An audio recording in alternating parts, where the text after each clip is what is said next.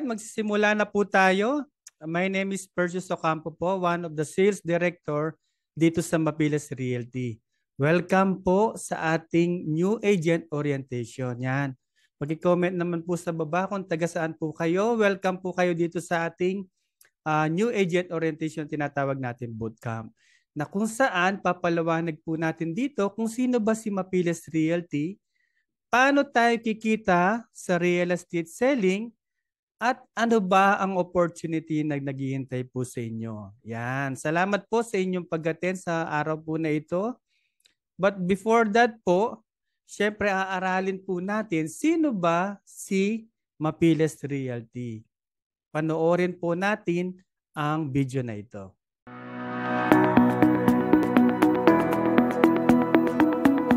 Itinatag noong October 8, 2014 mula sa adhikaing sugpuin ng kahirapan, kinikilala na ngayon ang Mapiles Realty bilang isa sa mga pinakamalaking real estate marketing company sa Central Luzon. Ito ay pinangungunahan ng power couple na sina April Chris P. Mapiles at Engineer Joliver P. Mapiles. Pareho silang real estate brokers na may malawak na karanasan at kaalaman sa nasabing industriya. Ang vision ng Mapiles Realty ay to be the #1 real estate integrator in the country. Ang mission naman nito ay to deliver unparalleled real estate services to our clients while providing outstanding income opportunities to our selling partners. Ang main office ng Mapiles Realty ay located sa Mapiles Group Building, Greenville Subdivision, Barangay San Jose, City of San Fernando, Pampanga. Ang adhikain na sugpuin ng kahirapan ay nakarating na rin sa Tarlac, Bulacan, Bataan, Nueva Ecija at Bicol. Sa kasalukuyan, patuloy pa rin ang paglaki ng pamilya ng Mapiles Realty. Ang selling force ng Mapiles Realty ay binubuo ng 10 kupunan na pinangungunahan ng mga sales managers and directors. Gaya ng nabanggit, patuloy ang paglaki ng Mapiles Realty para sa advokasya nitong sugpuin ng kahirapan. Sa pamamagitan ng pagtuturo at pagbabahagi ng kaalaman ng mga leaders nito sa mga nais subukan ng oportunidad ng nasabing negosyo, ay unti-unti itong nakapagdudulot ng pagbabago sa buhay ng maraming Pilipino sa iba't ibang panig ng bansa at sa mga susunod na panahon sa buong mundo.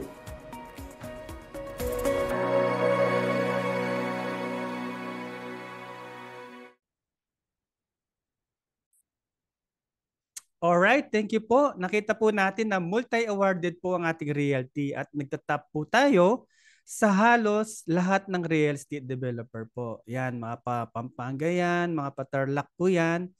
By the way, ano ba itong pinag-uusapan nating real estate? Siyempre po, minsan wala pa tayong background about sa real estate. Sa video naman po na ito, aaralin naman po natin kung ano ba ang real estate. Please watch the video.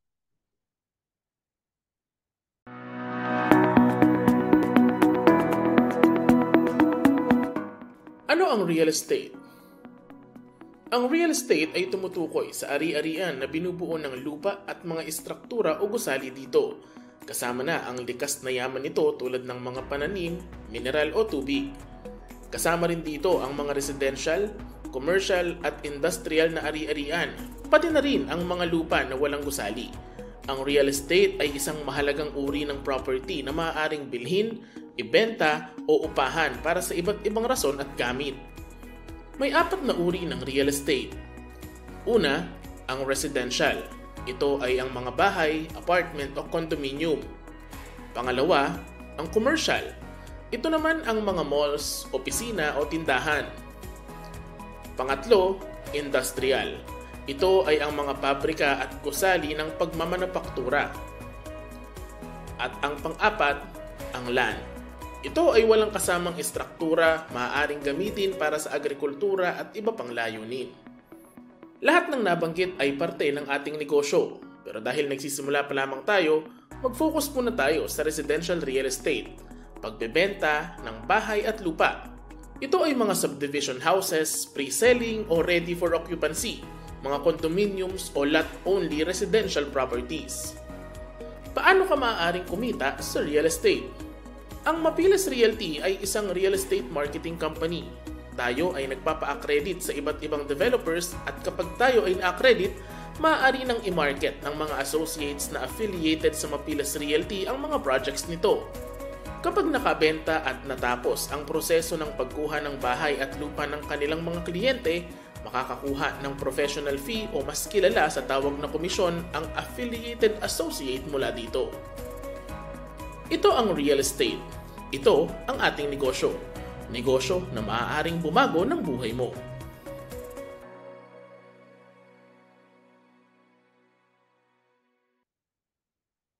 Ngayong natutunan na po natin ang ano ba ang real estate, alam ko excited na ang bawat isa sa opportunity. Kaya po tayo nakarating dito sa video na to, nag-attend po tayo ng orientation para malaman po natin ang opportunity na to. Ngayon sa video po na ito, aalamin naman natin paano ba tayo kikita or magkano ang pwede natin kitain dito sa real estate. Ready na po kayo? Sige, let's watch this video.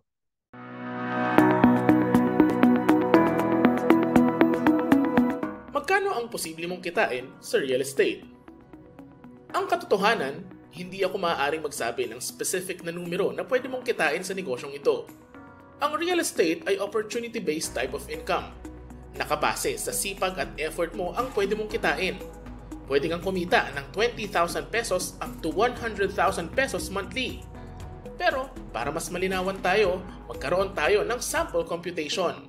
Paalala muna, lahat ng komisyon ay subject to necessary legal taxes at hindi pa kasama sa computation na ito. Ipagpalagay natin na kayo ay nakabenta ng bahay at lupa na nagkakahalaga ng 2 million pesos. Gamitin natin ang 3% commission rate for associates para sa ating halimbawa. Ang 3% ng 2 million pesos ay 60,000 pesos. Gaya ng nabanggit, ang commissions ay subject to necessary legal taxes. Sabihin na lang natin na less the tax ay may kikitain kang humigit kumulang 50,000 pesos. Not bad, right? By the way, kailangan ding maging malinaw na kadalasan hindi natin makukuha ang komisyon ng agaran at minsanan. Kasabay ng proseso o ng account ng iyong client ay ang unti-unti ring pagkaka-release ng commissions mo sa iyo. Kaya mo bang kumita ng 6 digits kada buwan? Kakayanin mo yan dito sa real estate.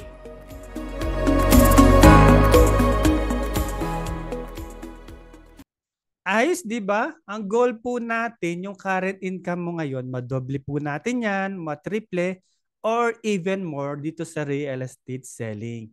Kaya sabi po sa video, kung naalala po ninyo, unlimited ang pwede natin kitain sa sales. Unlike kapag employed po tayo, usually fixed po yung monthly. Nag-iiba lang siya, siyempre kapag mayroon tayong mga overtime, mga holiday, pero mostly po fixed po yan. Pero dito, unlimited po ang pwede natin kitain, depende sa ating sipag. Siyempre po, hindi ka lang naman minsan makakabenta ng isa or dalawa or tatlo or even more po. Once na nakasama po namin kayo, makikilala nyo po even yung mga millionaires natin dito at meron pa tayong mga young millionaires. Let's proceed po. Ngayon, aalamin naman natin, meron tayong iba-ibang teams sa Mapilas Realty. Let's watch this video.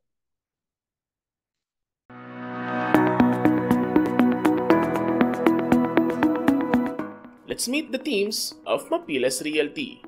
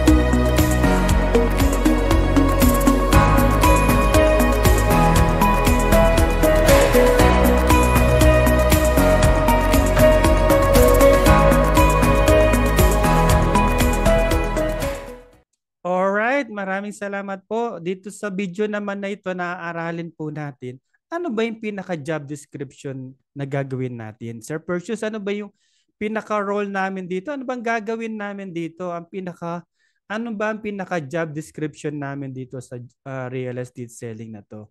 Dito po sa video na ito, aaralin po natin. Let's watch this video.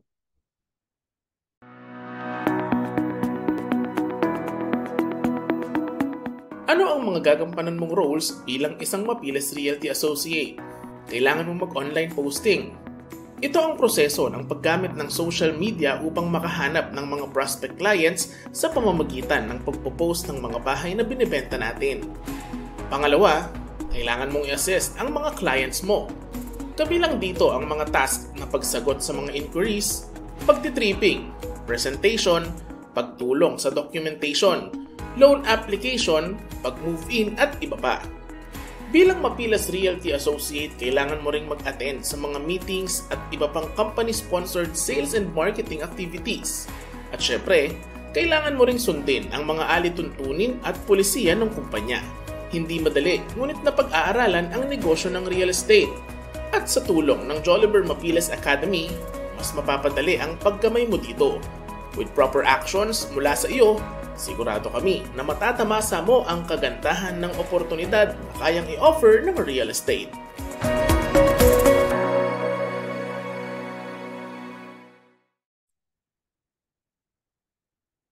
Ayos. Kayang-kaya po, di ba? Napakadali lang po nitong real estate selling. Gusto ko lamang po itong i-share sa inyo yung mga advantages ng real estate selling. Kumbaga, kung bakit napakaganda po nitong real estate selling. Number one po, wala po itong puhunan. Wala man po tayong nilabas dito. Wala tayong bibiling mga item. Wala, bago tayo makapagsimula. Halimbawa, gusto mo magnegosyo ng sari-sari store. Siyempre po, bibili ka muna ng mga paninda dito, di ba? Pero dito po sa real estate selling, ang gumagastos po dito, alam niyo bubuwa kung sino, ang mga real estate developer po. Billions po ang nilalabas nila, pero tayo, ang gagawin lang po natin, ibebenta lang po natin ang kanilang mga product. Number two, maraming inventories, hindi nasisira at walang warehouse na kailangan. Yan. Marami pong business ngayon na kailangan marami kang item at kailangan meron kang mga inventories po. Minsan nakikita niyo mga nagla-live selling, pero sila mga inventories na minsan napupuno na po nila yung kanilang mga bahay, di ba? Yung mga item na binibili nila, minsan di man po nila nabebenta kaya natatambak po sa kanilang mga bahay. Dito ang pinaka-warehouse po natin ng mismong subdivision po.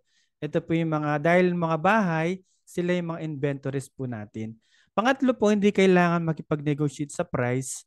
Ang developer ang nagsiset po ng price. Minsan, di ba, sa mga online, minsan may mga tawaran, sa palengke may mga tawaran. Kung kailan po kayo paalis na, doon nila sasabihin yung pinaka-last price. Pero dito po, nakaset po yung mga price po natin. Yan.